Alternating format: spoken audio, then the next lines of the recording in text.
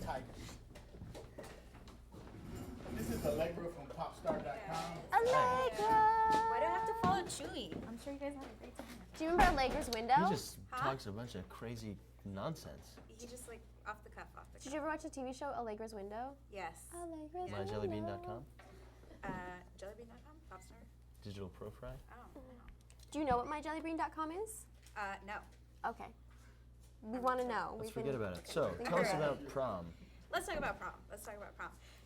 You know, this is a bit of a throwback to, you know, the movies that were so popular in the 80s, the Hughes movies. Is there a movie of that era or newer that you guys really identified with or really kind of grabbed onto while you were working on the movie? There's a handful that tonally were like jump-off points. Right. But one in particular, say anything? I would say Say Anything has a lot of the same themes, like with the relationship between my character in the movie, Nova, and her dad. Yeah, that's a good one.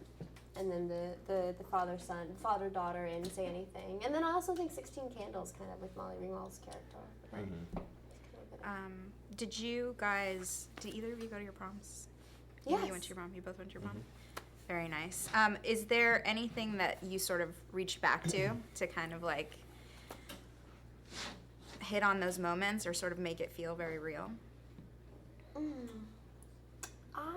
You know, the movie is mostly not taking place at the prom. So Right. it's about the time right before, the weeks Right. beforehand. So in that way, it's about what it was like to be in high school. And yeah, I think I was remembering what it was like to be in high school and how it felt and what I was thinking. And it was helpful to do the job. It was definitely like, you know, reminiscing over high school moments and stuff of, you know, where the biggest thing, you know, you remember when you're in high school, the biggest thing was like the football game on Friday night or like the test you had coming up the next week, and then you become an adult and you have mortgage payments and bills to pay and cars to fix, and there's just so many other things. Like I really like that scene with Nolan, his character up in the tree, because it feels to me like he's so desperate and it seems like the end of the world, and he just has to let her know right then that she can't go to, you know, and then she says that she has to go. Oh.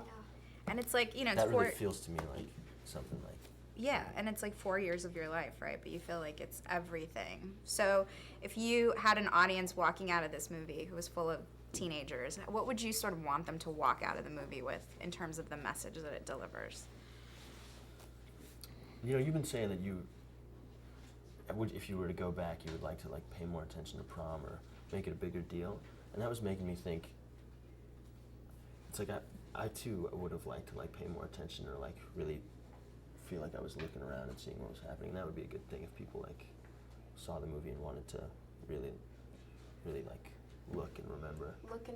And I feel like in high school you're so focused on one thing, whether it's, you know, school or sports, or, you know, you kind of don't appreciate how lucky you are to, you know, enjoy and go to high school and have all these things like prom and homecoming and dances and all sorts of school activities. So I hopefully. And when you're finishing up, you just go and you're out. Yeah, and then you're just out. And I hopefully people, you know, at the end of prom will, you know, either be able to kind of relive those high school moments they had, or, you know, kind of, you know, sort of take a step back and really appreciate what they do have, and to not judge a book by its cover as far as, you know, people that you go to school with. Maybe take a second look at the person who's been sitting next to you all year in algebra and you've never even said hi to them.